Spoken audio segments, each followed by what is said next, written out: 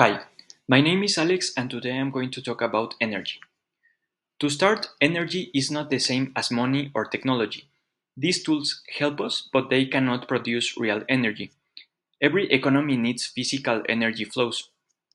Without them, no transportation, production, or technology is possible. So, energy must be seen as the base of society, as the master resource, not just another variable in economics. Across history, each major transformation came with a new energy system. Coal, for example, powered the first industrial revolution in Britain, and oil powered the second in the US. Today, we might be entering a third industrial revolution based on digital tools, electric vehicles, and renewable energy. Since 2016, oil companies have spent over $1 billion to slow down this transition, but after 2018, solar and wind became cheaper than fossil fuels. Now the US must decide how it will respond to the European Union and China, who are investing rapidly in energy innovation. So now, several concepts explain why the energy transition is complex and why decisions must be realistic, not just optimistic.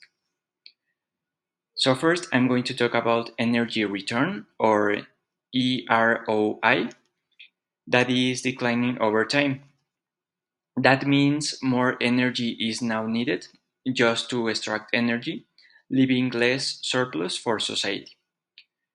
Then the Gibbons paradox shows that sometimes efficiency makes consumption grow instead of decreasing it. Cheaper energy often leads to higher demand. Also, energy economists say that economies are open energy systems. Every product, service, and dollar of GDP needs material and energy inputs, not just financial investments.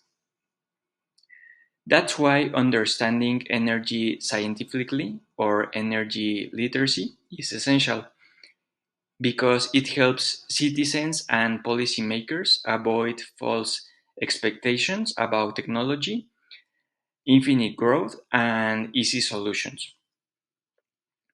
So, in the United States, technology can improve efficiency, but it still depends on extraction, mining, and physical energy. There are no shortcuts. Real energy is always required.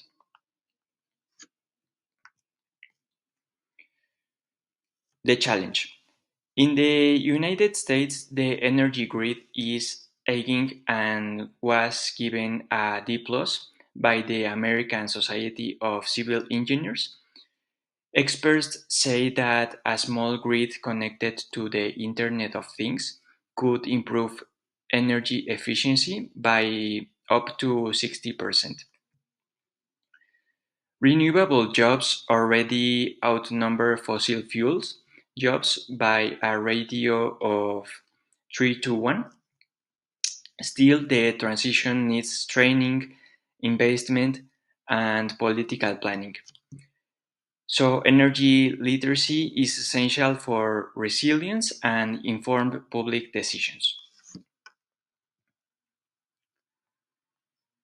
So, finally, in my personal opinion, energy is the real foundation of progress. The United States has a chance to lead this transition, but efficiency alone is not enough. Sustainability could mean improving quality instead of depending on constant growth. So I consider that if America wants to remain competitive, it must invest in education and energy infrastructure and understand energy limits realistically. That is why energy should be at the center of economic policy and education in the United States. Thank you. Renewables as an extension of fossil fuels. Renewable energy has officially surpassed coal as the world's largest source of electricity, marking a historic moment for global energy systems. This shift reflects rapid expansion of solar, wind, and hydroelectric power, driven by technological improvements and lower costs. The video highlights how renewables are becoming the new foundation of global electricity generation. Why this matters? This transition is significant because renewable energy produces electricity with far fewer carbon emissions compared to coal, helping countries to move closer to their climate goals. In addition, the declining cost of renewables technologies make make clean energy more affordable, and also is more attractive for governments and industries. Overall, the rise of renewables represents a progress of cleaner and more sustainable energy. Challenges. Despite the positive trend, the video emphasizes that several challenges remain in the global energy transition. Many regions still rely heavily on coal, which is understandable, and energy, which is renewable, requires stronger electrical grids and better storage. Continued investment, supportive policies, and technological innovation are essential to maintaining the momentum of renewable energy. Conclusion. In conclusion, the video shows that renewables overtaking coal is a major milestone, but also a reminder that the energy transition is ongoing. While this achievement demonstrates global progress, countries must continue expanding clean energy infrastructure and reducing dependence on fossil fuels. The shift represents hope for a sustainable future, but long-term commitment is still necessary. My opinion, the fact that renewable energy has now surpassed coal as the world's largest source of electricity is a powerful sign of how quickly the global energy landscape is changing. For decades, coal dominated electricity production, but its environmental impact of the rise of climate awareness have pushed countries to rethink their energy strategies. Renewables, especially wind, solar, and hydro, have become cheaper, more efficient, and more widely adopted, making this shift both possible and inevitable.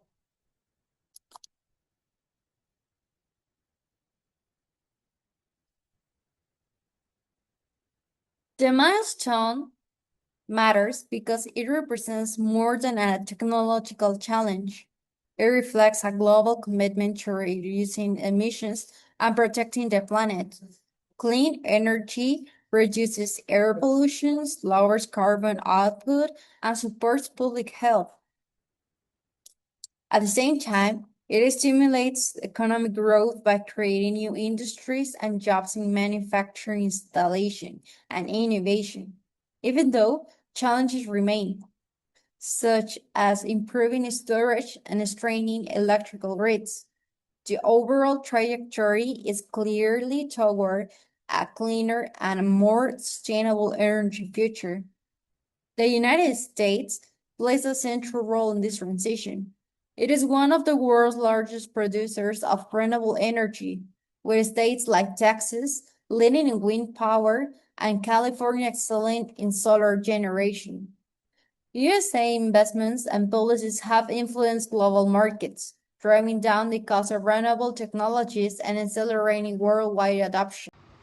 Hi everyone, it's Daniela, and today we'll be presenting the environmental impact of renewable energies. This semester, we've discussed the impact human activity has on the planet and the current challenges we face today, such as climate change. Let's rewind on renewable energy sources. We have solar, wind, hydro, biomass, and geothermal, all of which offer minimum impact on the planet as well as lower carbon emissions. Implementing renewable energy sources and systems offers climate change mitigation and could potentially boost the job market and the economy.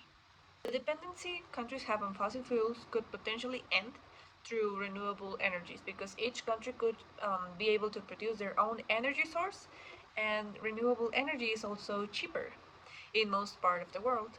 According to the United Nations, renewable energy can also help meet new electricity demand, particularly for artificial intelligence (AI) and data centers.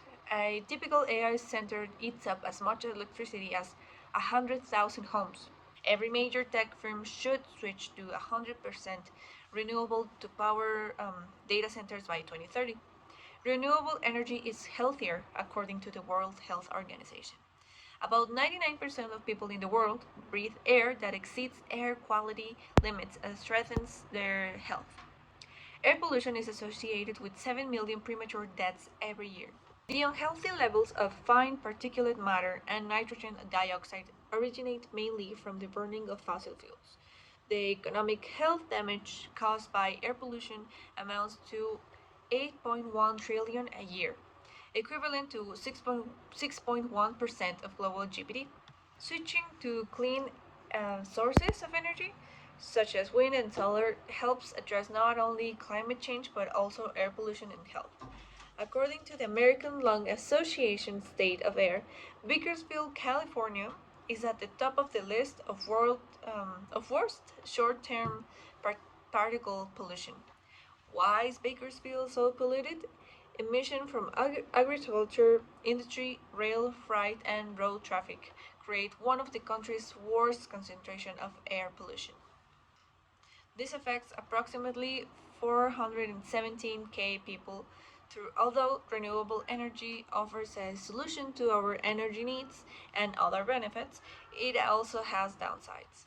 If hydropower requires the construction of a dam, the production of these parts and construction of energy systems themselves do often involve energy intensive processes, such as manufacture of iron, steel, glass, composite, and composite materials for use in the creation of turbines. Clearing land for energy projects can also have both initial and long-term effects on native habitats. Solar panels require land, wind energy sites can impact bird and bat population, as well as interfere with bird migration. These risks could be mitigated by screening potential sites for animal activity ahead of construction, monitoring activity and mortality rates at operating sites, slowing or stopping operation during times of high activity. Hydropower projects can also create problems for local ecosystems, as they require building dams that can disrupt fish migration and create reservoirs that emit large amounts of greenhouse gases. Personally, renewable energies are the future, but rethinking and innovating the way we use and collect energy is essential to achieve a truly sustainable future. While renewable energy sources such as solar, wind, and hydro present some challenges, their long term environmental, economic, and health benefits far outweigh the drawbacks. Personally, I Personally, I believe the technology sector must play a leading role in this transformation by developing smarter, more efficient, and eco friendly systems for energy generation and storage. Innovation in how we design data centers, produce materials, and manage energy consumption can drastically reduce our carbon footprint. By combining technological progress with environmental awareness, we can create a cleaner and more equitable energy model that protects both the planet and future generations. Thank you.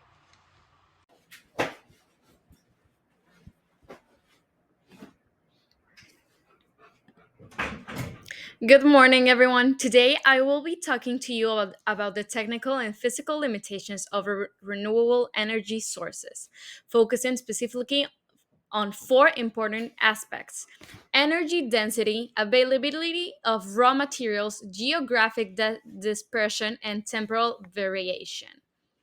To start, renewable energy sources such as solar, wind, hydropower, or biomass are often seen as the ideal solution to climate change because they produce little or no greenhouse gas emissions. However, their use at large scale introduces technical and physical barriers that cannot be ignored. In this presentation, we will examine four key categories. The first one is energy density, which refers to how much energy we can obtain from a source per unit of area or mass. The second one is availability of raw materials, especially those used to manufacture solar panels, batteries, and wind turbines. The third is geographic dispersion, meaning the uneven distribution of renewable resources around the world. And finally, the fourth challenge is temporal variation, which describes how inconsistent renewable energy generation can be over time. Next, we're going to be talking about the energy density, one of the biggest technical limitations of renewable energy. Energy density that determines how much energy can be generated in a specific area. Fossil fuels like coal, oil, and natural gas have extremely high energy densities, meaning a small amount can produce a large amount of power.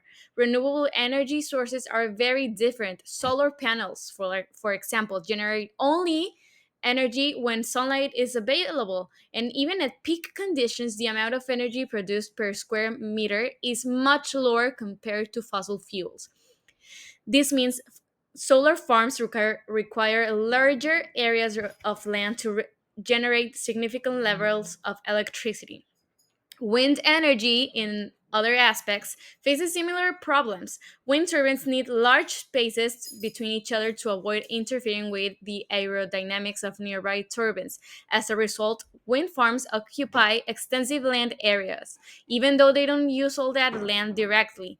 Additional energy storage techniques like batteries, which are critical for stabilizing the power supply, also have these limitations in energy density. Batteries cannot store much energy as fossil fuels, and this restricts how much renewable energy can be saved and used for later. This low energy density is one of the reasons why building renewable infrastructure can be expensive and requires careful planning. Next, we're gonna be talking in this next slide about availability of raw materials. Renewable technologies depend on a wide range of materials and metals, many of which are considered critical or rare. For example, lithium, cobalt, and nickel are essentially modern for batteries, where rare elements, these ones that we find on Earth, such as neodymium and dysprosium, are necessary for manufacture efficient wind turbine magnets. Silicon, silver, and copper are key components of solar panels. The challenge is that many of these materials are found in limited geographic regions of this world. Their extraction can be costly, expensive, environmentally harmful, and politically sensitive. Countries may become dependent on foreign suppliers, creating geopolitical risks. For instance, a large portion of rare earth production is concentrated in China. Lithium reserves are mostly located in South America and Australia, meaning these elements also generates environmental consequences, including water pollution, habitat destruction, and significant energy consumption. As the demand for renewable energy technology grows, concerns about sustainability and ethical sourcing may become even more relevant. Therefore, although renewable energy reduces carbon emissions, it also creates new environmental and economic pressures due to the high demand for scarce raw materials.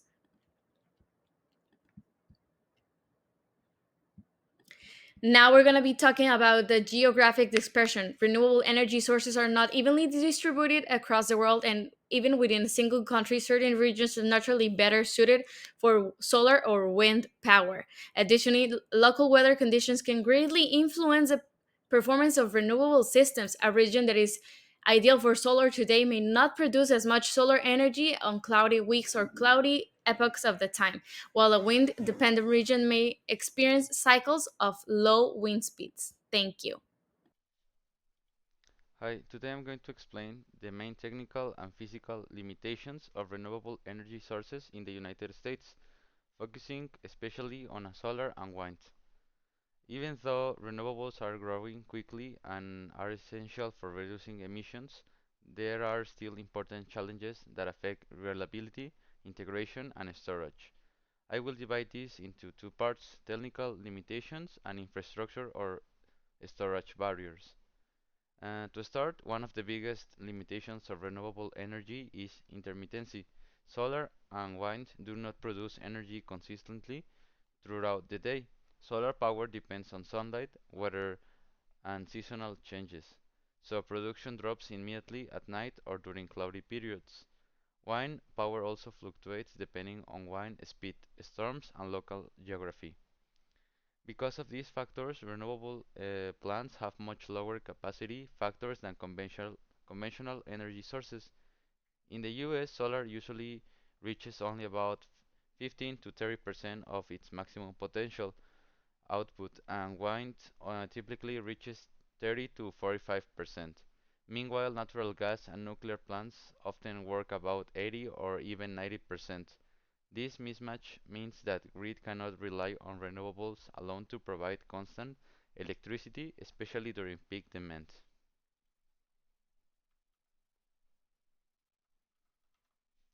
A second limitation is power variability. Solar and wind can change their output very suddenly.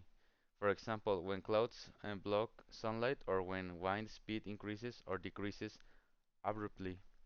These short-term changes create challenges for grid operators who must constantly balance supply and demand.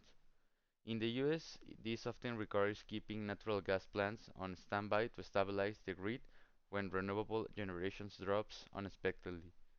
This reduces efficiency and increases cost. Another technical challenges involves grid synchronization. Traditional power sources like gas, coal, and nuclear plants are connected to the grid through large rotation machines. These machines naturally provide inertia which helps keep the grid frequency stable. Renewable sources like solar and wind rely on inverters. Instead of rotating machines, inverters do not provide the same kind of inertia, which makes the grid more vulnerable to sudden frequency changes. In regions where renewables represent a large share of electricity, such as parts of California and Texas, low inertia can increase the risk of blackouts if there is a sudden drop in renewable generations. Continue with the second slide. Another major limitation is energy storage. The United States relies mostly on lithium-ion batteries, which work well for short-term balancing, usually a few minutes to a few hours. However, they are not yet capable of storing energy for long durations, such as overnight or seasonal storage during winter months. More than 90% of the US storage capacity actually comes from pumped hydro facilities, which require specific geographic conditions like mountains and large water reservoirs. These conditions are hard to find, so expanding pumped hydro is very limited. The result is that we still don't have a practical or affordable way to store large amounts of renewable energy for long periods.